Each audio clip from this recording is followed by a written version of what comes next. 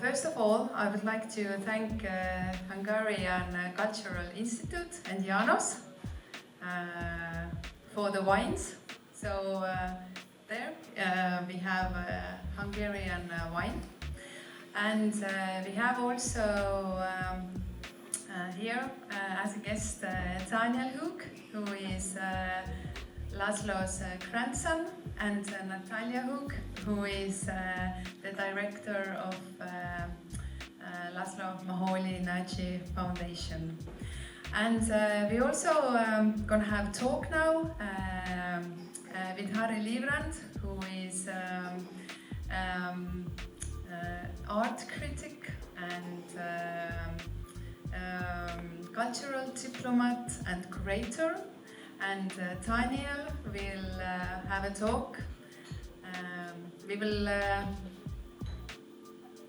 have a discussion why today, almost 100 years later, we are still talking about László and his pictures. I wish you a nice evening. Good evening, everybody. In the beginning, I would love to say that as art historian, I am really very proud and happy to see in Tallinn such kind of exhibition like László Moholy-Nagy here now at Fotografiskas, because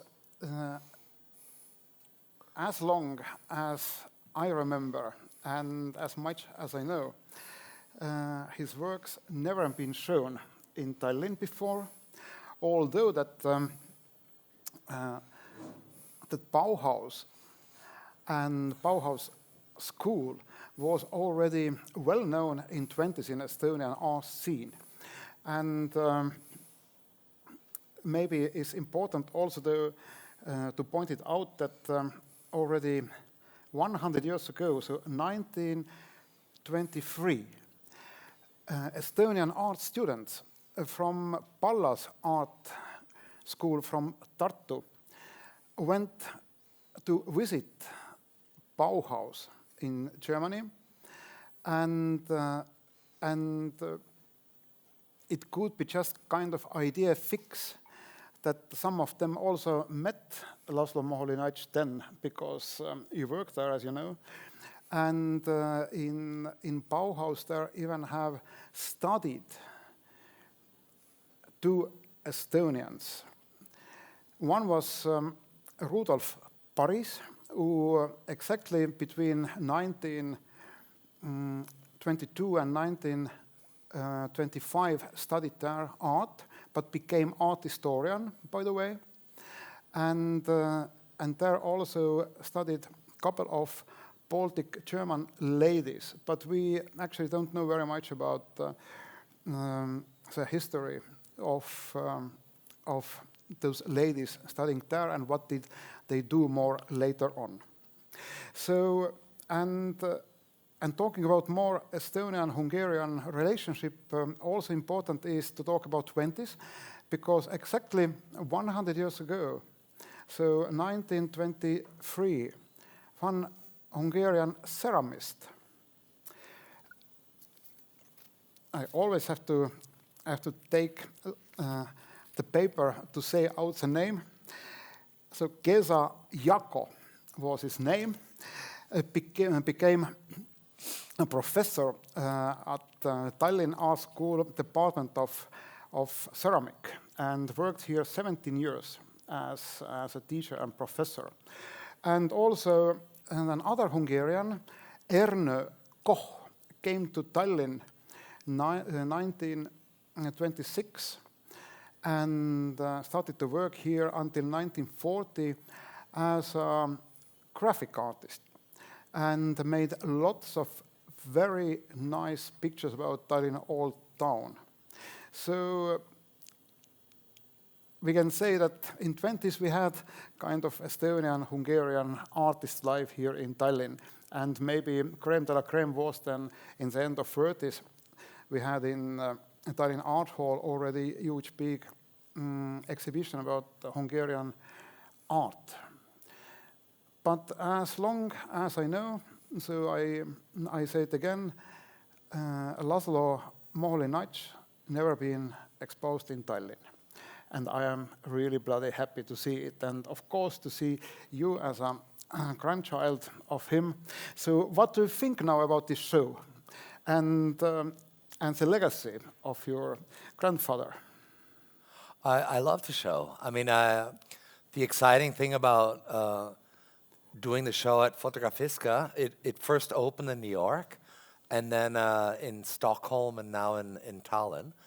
The great thing about the show is that we've been able to recreate enlargements of Moholy's photographs, photograms, and photoplastiques, which there are only 2 enlargements left in existence in private collections, one in the Guggenheim Museum and one in a private collection. But in the 1920s, when Moholy did exhibitions of his paintings, he would enlarge the photographs to the same size as the paintings and hang them side by side. So he gave them an equal presence and equal standing as his paintings. Now that there's only 2 of these enlargements left, I mean, the market for photography, number one, only developed in the 60s and 70s. In the 1940s, 50s, they had no value. So many of these exhibition prints got lost. They were cumbersome, they were big, they didn't actually have any market value, so they got lost. And so the beauty of this exhibition is that we were able to enlarge the photos again and present them as how Moholy would have probably presented them. I mean, there's a lot of artistic freedoms we took, the colors, the walls, but it gives you as close of an experience as you might have had in the 1920s in viewing the photographs. So that's really what I'm personally excited about. Very good. So I have the same feeling, actually. And if I think about the avant-garde movement of 20s, then, of course, Germany was number 1 in the art scene. So everybody wanted to go to Germany and study something new because Bauhaus had such kind of influence, you know. And if you are talking about László's works, then of course there are lots of talking about constructivism, abstractionism, kinetic art, optic art, and I am proud to say also that again, exactly 100 years ago in Estonia was established the first avant-garde artistic group, so Estonian Artists Group, which became also international. I showed you yesterday some works, as you remember, and this group was based on Cubism, but also about constructivism and even such kind of futuristic elements. But so radical as László, Estonian artist, wasn't. And if I think about the Berlin art scene in 20s, and Weimar and Dessau, where actually Bauhaus was created, then interesting is that such kind of way of modern life was very appropriate not only in exhibition life, let's say so, but also in everyday life. Yeah, and photography became very modern and was in vogue. So everybody wanted to make pictures, and that's also because of László's work, because he's shown that to combine light and shadow with a camera, almost everybody could make kind of modern artworks but he was the worst one. And interesting is also that, that if you think about 20s, there is a surrealistic movement, very strong, and Dada movement. And László worked exactly on the right time to make some works which belong now to surrealistic photographic classic. But already in the second half of 20s, he started to make really so-called pure art. These collages, sculpture, and as we call it now, installations. So what you think about his installations, actually, these three-dimensional works? Well, I would. What's interesting about Moholy is that he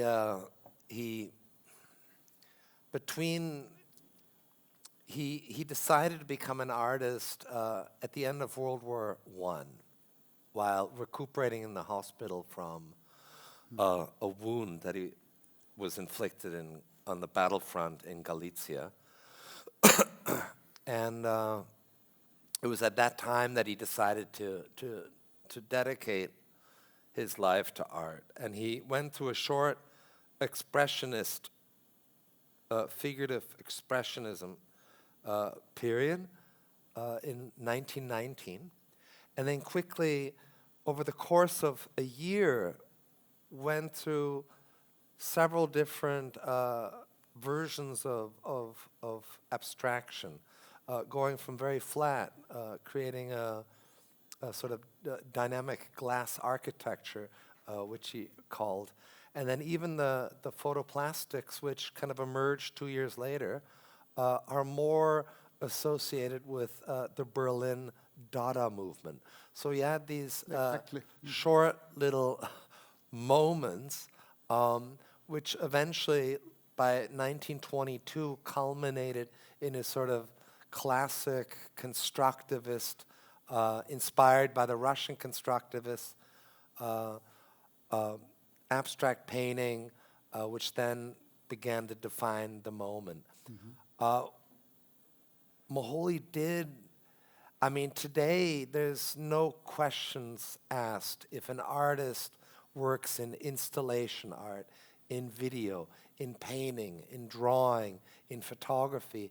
But in the 1920s, the avant-garde artists were still very much, you had your easel painters that made, like Léger, who was a painter, Fernand Léger, or Picasso, the father of Cubism, was a painter. Brancusi made sculpture. André Carthage was a photographer. And Moholy did everything. He did photography, he did sculpture, and this is very unusual. It makes it also, it affected his market to a certain degree that it's like, when you say Moholy-Nagy to people, people have different ideas. Some people even think he's an architect. Some people say, oh, the photographer. Others say, oh, the teacher. Others are like, oh, the artist, you know. So that's quite interesting. I think with the 1920s, what we have to remember is every few decades we go through a very liberal phase, yeah? Women have more rights, music, life becomes more liberated. And then we go through conservative stages, yeah, where life is more restricted. You have more right-wing influence or more, And so the 1920s, when Moholy was at the Bauhaus, the school, the student body at the school was incredibly international. So you had students from Estonia, you had students from Japan, you had students from Italy, from France, from Germany, from Hungary, from everywhere. It's pretty, and women were afforded new rights in many instances. Now now there's a lot of criticism oh, at the Bauhaus, the women were restricted to the weaving workshop, which they were to a certain degree. But Moholy's favorite student was Marianne Brandt, and he took Marianne Brandt and put her in the metal shop, and she created these iconic tea service, the famous tea can, which is a semicircle with a straight spout, and semi half circle as a handle, kind of what's become known as the iconography of the Bauhaus. Marianne Brandt went on to become one of Germany's most important industrial designers, designing numerous types of lamps for the Condom, for Ruppelwerke. So it's on one hand, it was a very liberating moment in a very conservative time. The Bauhaus students were often shocked. I mean, Dessau, first Weimar and then Dessau were quite small towns. And the Bauhaus students, or Bauhäusler as they were known, the men had long hair, the women had short hair. The women wore pants. They all had garlic breath because of Johannes Itten's, vegetarian diet with, healthy ingredients, such as power foods like garlic. So, it must have been a very fantastic time. Not to mention that, it was also like the 60s, there was free love. And but so was God also in knows what 20s, actually. So, Yeah. So and you said that 20s was quite conservative time, but I can say that 20s was very liberal time. I meant, yes, no, it was an incredibly liberating moment, and I think that's what also brought the backlash of the right wing and the fascism in the 1930s. It did shock a lot of people to a certain degree and made them susceptible. It did become a battle between, the left and the right, and Moholy was in the first revolution of Hungary, which faltered. He was an active supporter in the beginning, and then I think when it faltered, decided that he would remain out of politics, that he would. I think, you don't know who's going to be the winning or losing side. It's best to maybe focus on other things, focus on how to be a humanitarian, on how to actually help people, and how to, promote, so to say, good art. But he wanted to become a lawyer first. Initially. And then his harrowing experiences in World War I made him realize that life is short and you should pursue what you want to. And he honestly, genuinely felt that he could bring more good to humanity as an artist. But going back to his works in 20s, then of course there were several very interesting and innovative and very creative moments in photography. So if you think about Man Ray, if you think about Russian avant-garde in 20s, which was also very, very interesting and had high quality, like Alexander Rodchenko, this photo collage became very popular, but also using for propaganda only in Soviet Russia then. But Bauhaus had also kind of renommé and image as some kind of left-wing school, actually. So it was also a reason why the Nazis closed it in 1933, as you know. So do you know, or have you heard,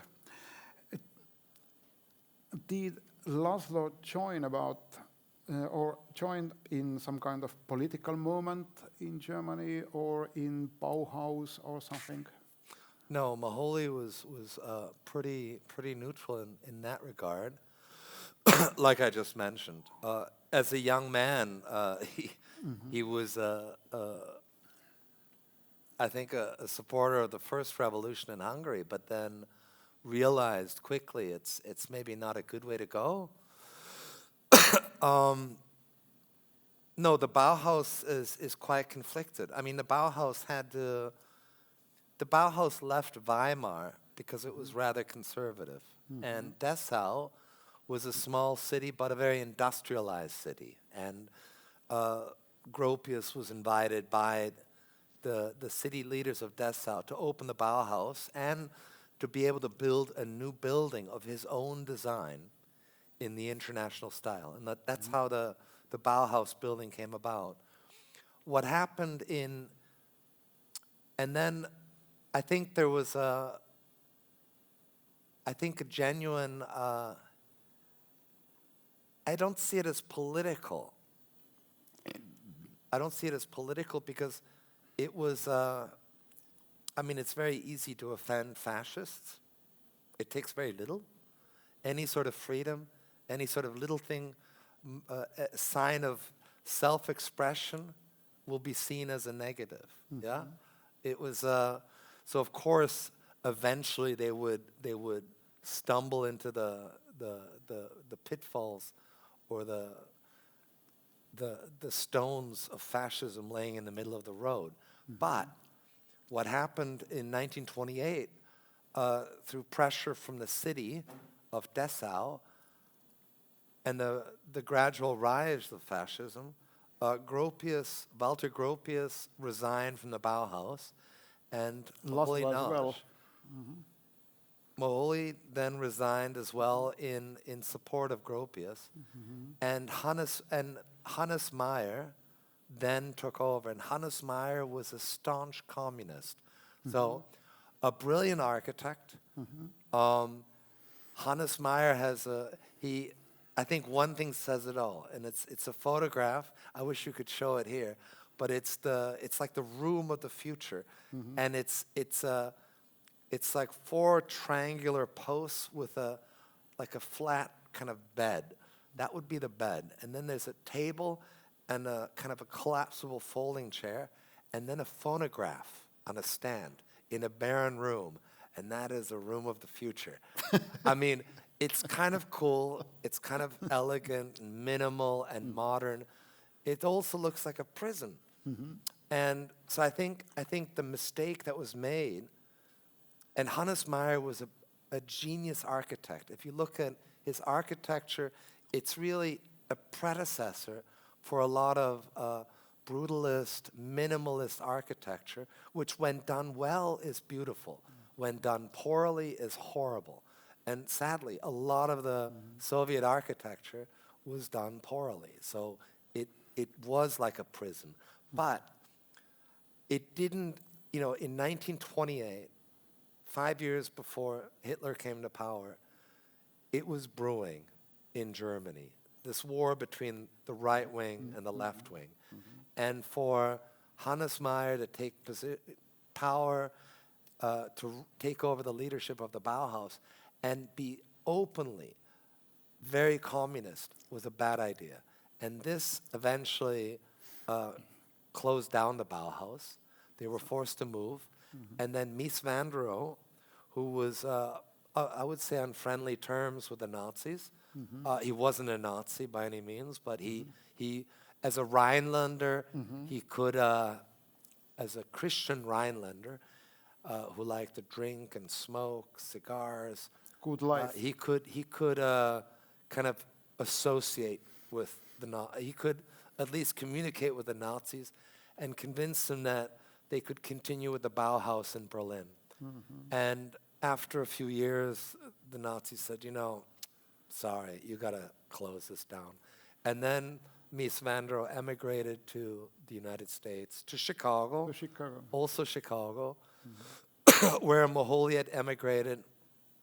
And but Moholy and Mies never got along. They were, Different persons. Evidently, Mies van der Rohe sued Moholy for using the name Bauhaus, because officially Ludwig Mies van der Rohe was the last director of the Bauhaus in Berlin, and he felt it was wrong of Moholy to call the school in Chicago the New Bauhaus, and took him to court. And there's a funny story. I'll just say this one little story, but Frank Lloyd Wright, who is, I think, the godfather of modern architecture, and in the late 1930s would have already been quite old. There was a dinner held in his honor, and Moholy was sitting opposite of Mies van der Rohe at the end of the long banquet table, and they started fighting. How can you do this? Why do you sue me? Bad idea, back and forth. And then Frank Lloyd Wright said, Ludwig, come, sit next to me. And Ludwig got up and, like a brave boy, walked over and sat next to the Grand Master of modern architecture, Frank Lloyd Wright. And that was the end. But what's interesting is Moholy School, the New Bauhaus, which was in Chicago, was funded by a group of well-to-do industrialists. It was called the Association of Arts and Industries. Shut down after 1 year, and Moholy found the support of one industrialist, Walter Pepke, who owned the Container Corporation of America, and they made these foldable milk cartons out of cardboard, and made quite good money. And so he was inclined to support a good design school, and he supported Moholy in creating a new school called the School of Design.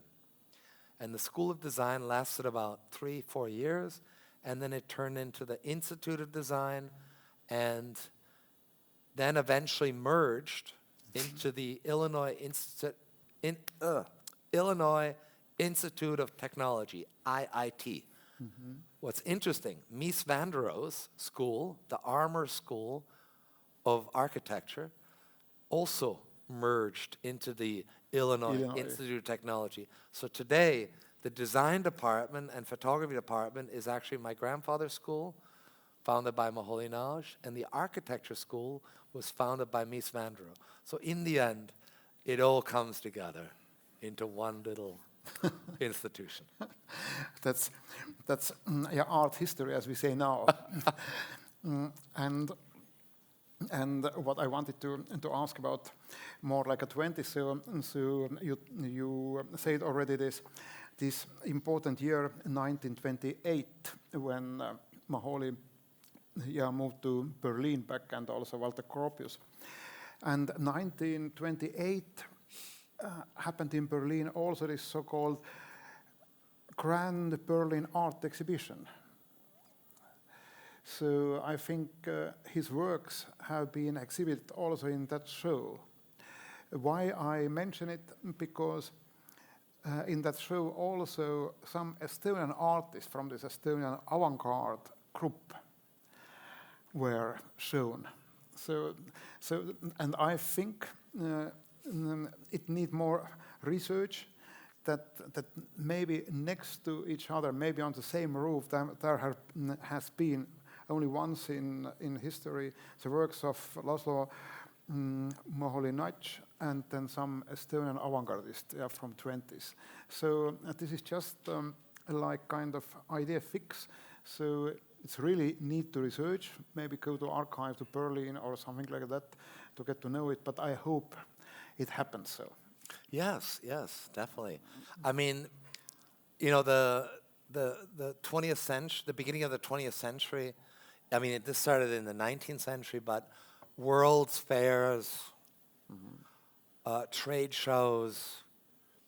So, the Paris Expo of 1933, there was Marcel Breuer designed the furniture for the German pavilion, for the Werkbund, for the Moholy designed the stand architecture.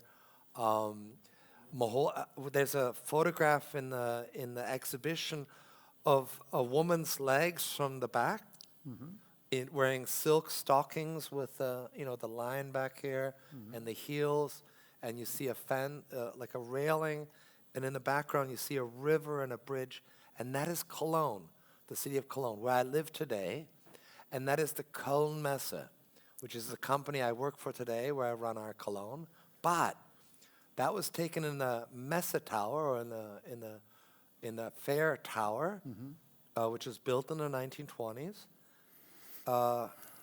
And Moholy was there visiting the Photokina, which was the first fair dedicated to photography. And there was also, like, we know that he met Lisztsky there, who he corresponded with a lot. I mean, I think, today, I'm a big believer that through email, through television, through technology, through being able to fly, we almost lose more contact with each other than when we didn't have those things. And I'm always amazed at the correspondence, the letters, the contacts of how many people Moholy, his network of individuals.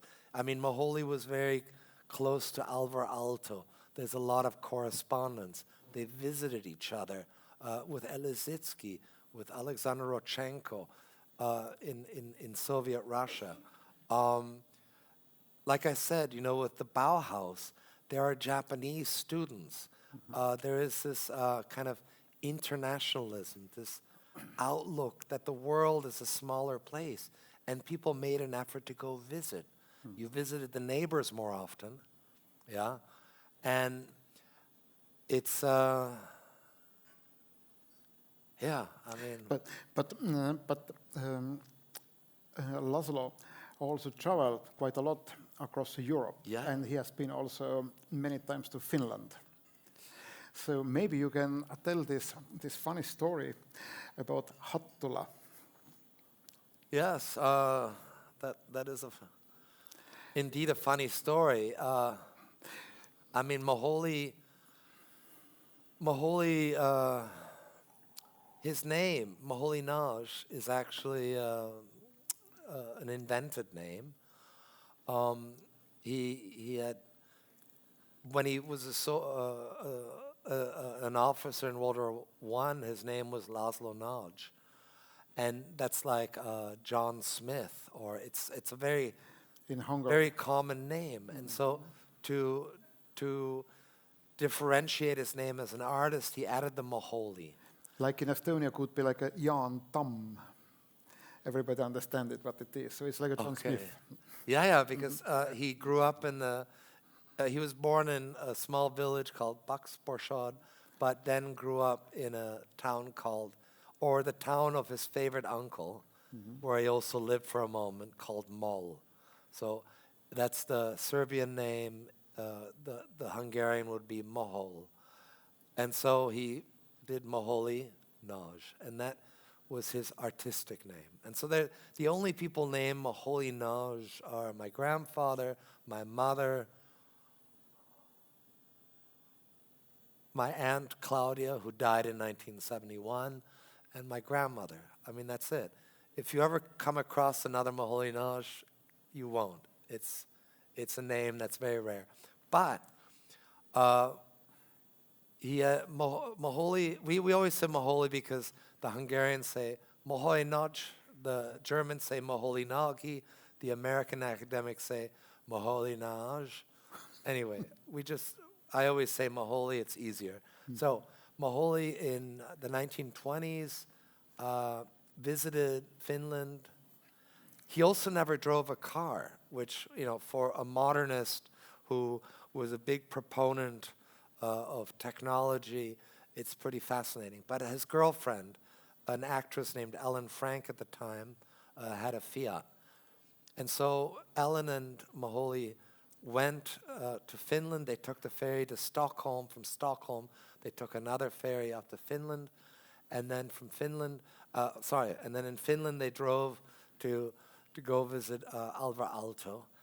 And while in Finland, they visited the Church of Hattulan, which is the oldest wooden church in Finland. And somehow the name must have stuck because about 5-6 years later, when my mother was born, she was called Hatula. And yeah, Hatula Moholy-Nagyi, which is a mouthful. When they emigrated to the U.S. In, I think, the 2nd grade, the teacher called out the students and came to my mother and said, Hatula Moholy-Nagyi. And one of the other students said, is that a name or a disease? Which did not amuse my mother. So she, I think as a young woman, she went by Holly, which made it easier. But there was always this Finnish connection. And we know that through the correspondence that Aalto and Moholy were compatriots, friends, and got along, and saw kind of eye to eye. That's a very funny story. I like it very much. I didn't tell you yesterday when we met first time here that the story about Hatula, the name of your mother, I heard first time already 1989 in Helsinki, told by a Finnish artist Jorma Haudala, who is very well known printmaker in Finland, now over 80 something like, and he got to know it from his father, who was a professor of philology, and who met László during this trip to Alvar Aalto's place, and they went together to Hatula Church to see it. And there Moholy said that, it's a wonderful name. Yeah, and I mean, this is very interesting because I think, the modernists, the avant-garde in the 1920s are always portrayed, and 30s are always portrayed as wanting to get away from ornamentation, wanting to create this new kind of architecture. There was always an interest also parallel, and you see this with Charles and Ray Eames, with how they decorated their house, what interest they took in indigenous culture, in regional culture, and also in historic architecture, and a strong interest in the history of mankind, of different cultures, and how we got to this point. That's right. And how ornamentation developed, and why. Why are these symbols important to this culture? Why is this religion important to this culture? And so I think that's also something very important to kind of remember. In the case of Moholy, he was always a very, very proud of his Hungarian heritage, and he always identified as a Hungarian. And it's something that stuck with him throughout his life, throughout his stay in Germany, Netherlands, in London, and in Chicago. And we have correspondence also with Moholy and Bela Lugosi. And Bela Lugosi was the Hungarian actor who portrayed Dracula in the Hollywood production. And so, and also like Bela Bartok, and there was a lot of correspondence between designers, architects, actors, photographers. And so that's, I think, going back to what I was talking about earlier with networking, it's incredible, kind of unthinkable today, I mean, we just write emails and we write, we call each other on the telephone. We have mobile telephones. I mean, I remember as a kid having to go ring the doorbell of my friends' houses, and the window opens and say, "Hey, can so-and-so come out and play?" It's it's very different. But I'm also kind of, I mean, with the correspondence from back then, it was on paper and you could save it, you know, you kept it. And with emails, I mean, most of it disappears. Yeah, but thinking more about László Moholy-Nagy's life, then I also would like to point it out. The second half of 30s, when he was already in, I could call it immigration or maybe not. He was just in London. He went out from Germany, you know. He moved there with several former colleagues from Bauhaus. And I could imagine that there should be also some kind of networking between industrial designers and playfood factory, because playfood was a very modern material to make a modern furniture, you know.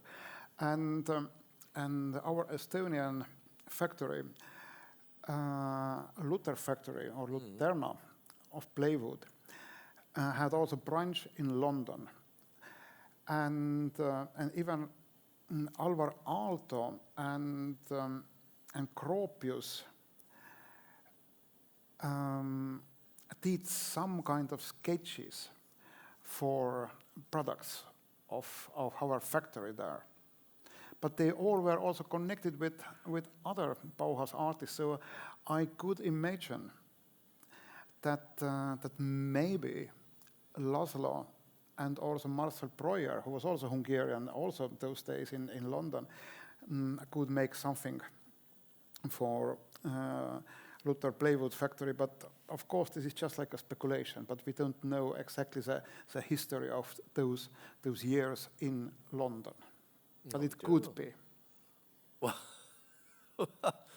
all right. Well, no. I mean, there's complicated story, but anyway, when in 1935, when Moholy, well, first Walter Gropius emigrated, followed by Marcel Breuer, and Breuer started out as a student at the Bauhaus, and then eventually became a professor, and then was also the assistant, because Marcel Breuer was the famous designer of the Vasily chair, which I think everyone knows. It's this bent tubular chair. The metal construction. And also the Česká chair, which is the first chair without back legs. It was just one tube that came up and then came back and made the back and the seat. And either with wood or with leather. But anyway, so Marcel Breuer was riding a bicycle and came up with this idea for the tubular steel chair. Looking at his handlebars, he's like, why not make a chair? But anyway, so there was at the Bauhaus, and this also became kind of the definitive style of furniture for the Bauhaus. There was a big court case because there was a Dutch designer named Mart Stam who then said, no, I designed the first backless chair, Schwebestuhl, or cantilevered chair. And the rights for the chair were given to Mart Stam. And so Breuer decided to start using alternative materials. And he experimented with aluminum and then eventually ended up with wood. But also, you have to remember, in 1937, war started. And in the late 1930s, Breuer started experimenting with bent plywood. And that's, you know, thin sheets of wood that are glued together and pressed into a form. And so there was you had kind of a convergence in London when Gropius, Breuer, and Moholy all found themselves living in the Isokon building designed by Jack Pritchard in London. And it was a very modernist apartment building. Experimental house very Yes, much. and quite beautiful. And today it's a museum. And anyway, Jack Pritchard also had a company called Isokon. And so he built the chair, this building, but he also produced furniture. And he began producing this lounge chair for Marcel Breuer. And Moholy did all of the advertising designs. And there's drawings of the chair. And what's interesting, and I know this because I also collect Marcel Breuer furniture as a hobby, but you can recognize the early Isokon lounge chairs, which were made out of plywood, if they have a Made in Estonia stamp on the back. And that goes back to the factory. Of course. And so, anyway, it is all We have connections. We have connections. Yes. So which means that art life in 20s and 30s was very international. And although some. yes, and although that we hadn't internet and nobody knows about selfies, there was still very good connections. They had the telegraph. And the telegraph, of course. Telegrams. Send me telegram. Telegrams. You can send those in one day with Morse code. Yeah, but asking more about some photographs now in our exhibition, what you think about color photography? Did Moholy-Nagy enjoyed to make a color photography as much as black and white, or is there any difference? I mean, you have to see it as a color photography was invented quite late. I mean, there are very rare early examples of color transparencies, also from the 19th century. But Kodachrome was invented, I think, in the 1930s, and Moholy experimented with Kodachrome using the film on his Leica camera. So he used a medium format camera, early, which, you pull out the thing and you could look down and click. And there's some pictures of Moholy taking pictures. But in the late 20s, early 30s, he acquired a Leica, 35 millimeter. And that is they still make them today. It's a beautiful camera, very expensive. But with that, he was able to shoot 35 millimeter film. And the negatives are about this big. And, 35 millimeters. So, and so at the time, Moholy died in 1946 at the age of 51. In 1946, there wasn't a means to actually print color photographs. Chromogenic prints did not exist yet. And Cibachromes, which you print from transparencies, also did not exist. The only way you could show color transparencies were via projection. So projecting them on a wall, on a screen, which I think Moholy thought was fantastic, but it wasn't until the 1990s that my mother was able to have these 35 millimeter prints actually printed. And so we also have some on view upstairs. And in the 1990s, there was a beautiful show in New York of these color prints at the Andrea Rosen Gallery. The photos are quite fantastic because there are a lot of night pictures of taking, taking long exposures because it's night, so the exposure has to take a long time, but then also moving the camera. And that would capture the lights of the streetcars, of the street lights, the sort of dynamic city, all the electronic lights you have in a city.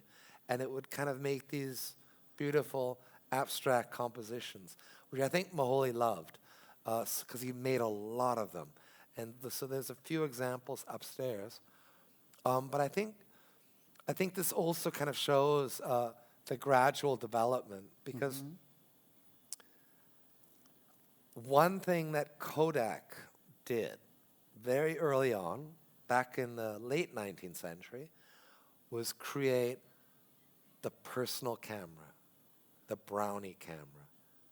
And the Brownie camera was cheap. Almost anyone could own it. You would buy the camera, it had film in it, you took your pictures, and you sent the whole camera to Kodak. And then they took the film out, developed the film, printed the photos, put new film in, and sent you the camera with the photos. And this is kind of the process that you had. And so photography became really accessible very quickly to everyone. And so it was a medium that no one really thought anything about. And I think when Moholy was an artist, he took a deep interest in photography, just because it was this incredible technology that was just, used for taking snapshots, family show, Absolutely. family pictures. And so I think that kind of kicked off his interest in finding new media, finding new technology, and also experimenting with new technology. Yeah, That's the most important Yeah. thing. I think. We have talked now here almost 1 hour with Daniel. So is there in our lovely audience also any questions? You can ask. Don't be shy. Estonians are always very shy, No, everyone does that. It's always No, or Estonians extremely shy. It's my problem. No, because every audience are always like, "Do you have any questions?" Or like, But Finno-Ugric people are always very shy. it's rare, You are also Right. Finno-Ugric. rare. But what we can say then in the end, I think this exhibition is extremely important to show us avant-garde from 20s. We didn't see such kind of exhibition in Estonia, which goes back to really experimental art, the most radical way in the photography in 20s. And if you think about the culture of Bauhaus, the styles, the moment, and the attitude, then this is really something very special. And we in Estonia didn't have such kind of moment in the 20s. So we can always compare what happened here and what happened in Bauhaus with László Moholy-Nagy in photography. Although that, as we said already in the beginning of our conversation, we had also our avant-garde moment in the beginning of 20s, but it wasn't such like that. So this show is something which brings us also more than photography. It shows us how it was possible to create a moving sculpture, new things in the cinema, how to use only light to make artworks, and what kind of aesthetical values had avant-gardism in 20s. So that's my resume. Maybe you would like to say more?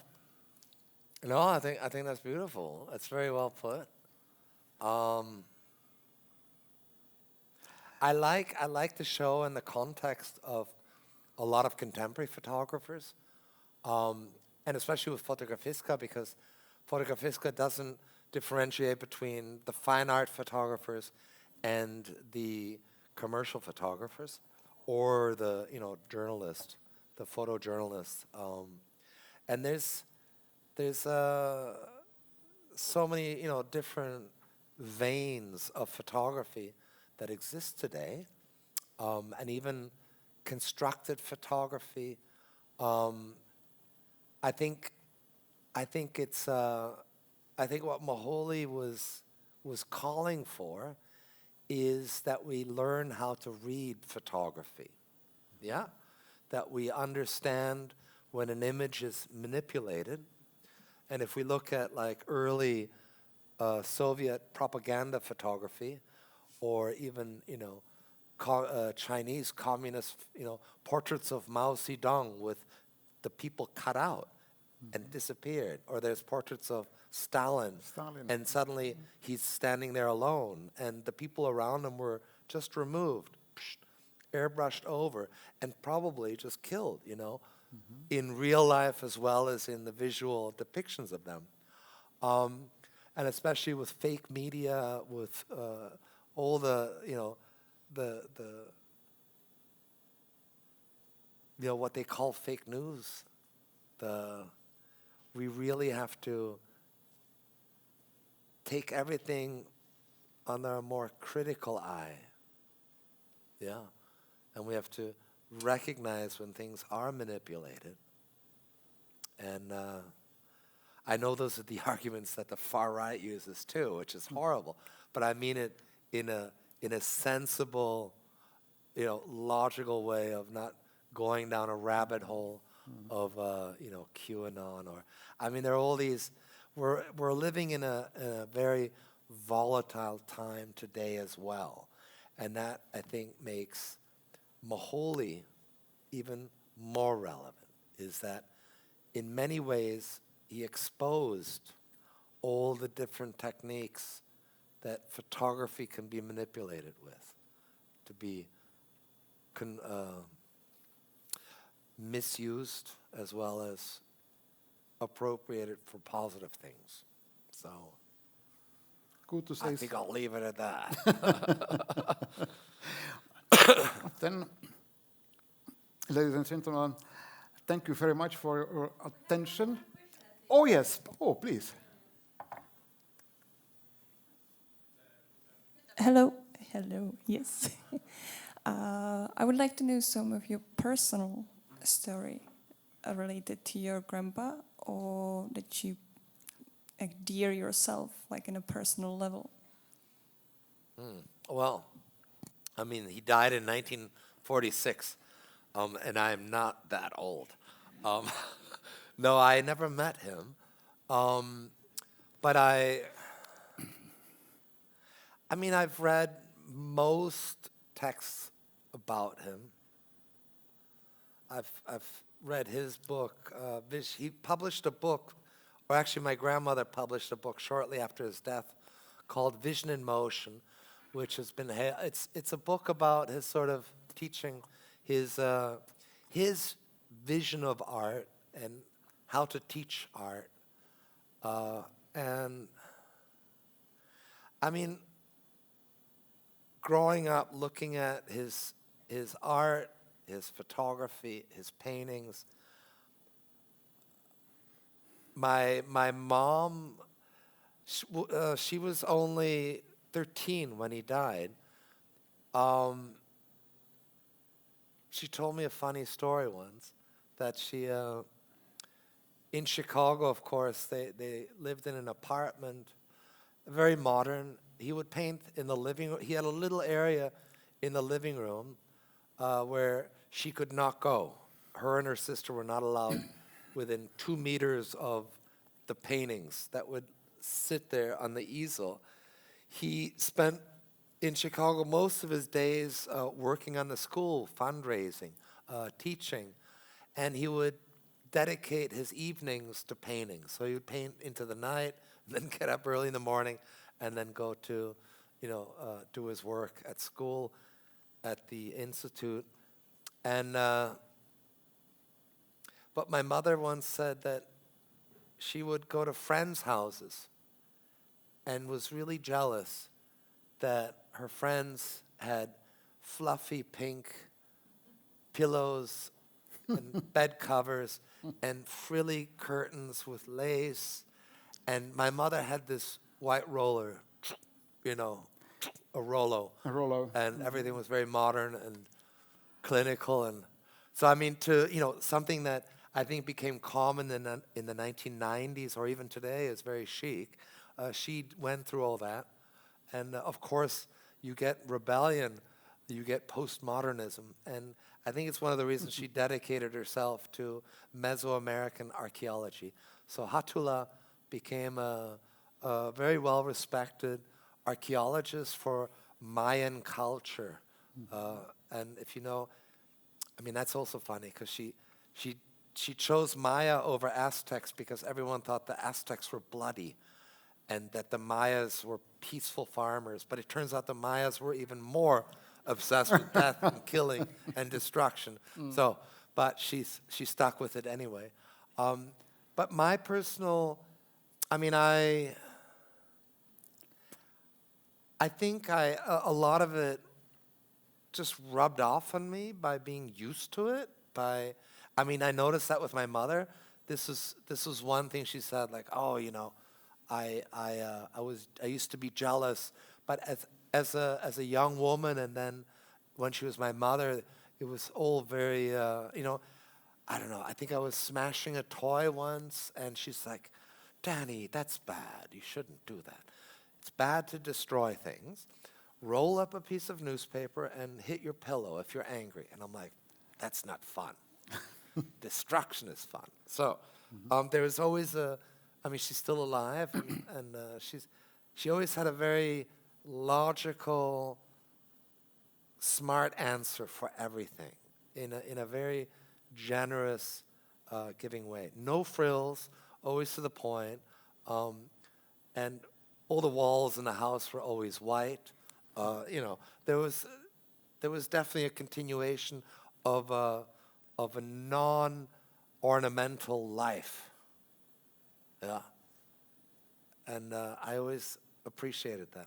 And I think that came from Moholy. I think, I mean, yeah. I think, yeah. I mean, indirectly through my mother, I think I experienced a lot of Moholy. Through his readings, through his writings, through his art, it's an aesthetic I like. It's something I cherish. It's something I try and understand more and more. I'm not scared of an abstract painting, but an abstract painting is like a book that you can read. I see it like a language, you know, and some people speak Chinese, some people speak English.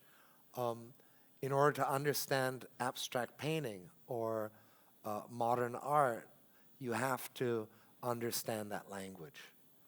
And just, and I think I like things that I don't understand at first, and I want to learn how to understand them and how to gauge those aesthetics, how to appreciate those. And so, I mean, that was a process I took as well from my teenage years to, and I think I finally understood it maybe with 25, 26, where I kind of, aha, wow, I get it. Yeah. I hope that answers your question. Is there more? Any question?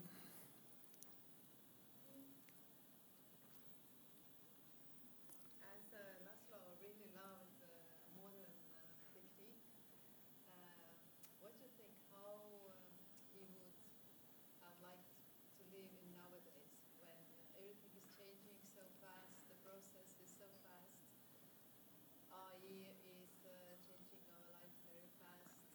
Do you think he would love it or not? You know, that's a really good question because I remember in the 1990s, you know, when personal computers became really big, there was always like, oh, you know, Moholy would have loved computer. You know, he would have been a big proponent of computers, and sure, I think as a tool he might have used them. How would he how would he live today? I think probably very differently. I don't think it's the avant-garde movement in the 1920s was a reaction to society. And so if society embraces all those tenets, there would be a reaction to that. So I don't think Moholy would, I mean, I think on the humanist level and on the yeah, I'd say on the political and on a humanist level, he would be the same, but it would not necessarily end up in the same aesthetic or objects or artwork that would be produced. Would he sit at home and write code? Probably. If he was born in a small rural village in Hungary 10 years ago, what would he do? 20, 30 years ago, he'd probably play video games like every other kid. Violent video games. He would probably, So I think it was the war of all wars that affected Moholy.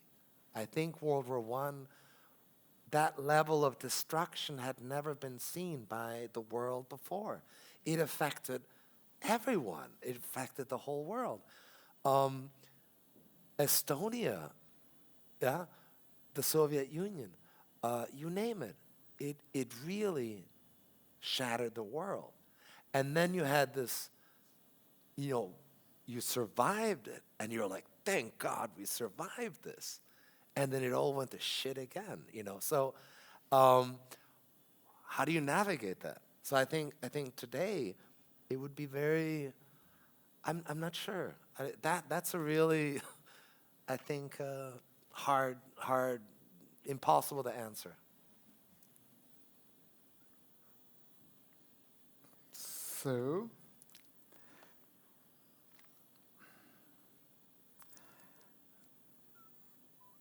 then, ladies and gentlemen, thank you very much for your attention, and thank you, Tal, for this conversation.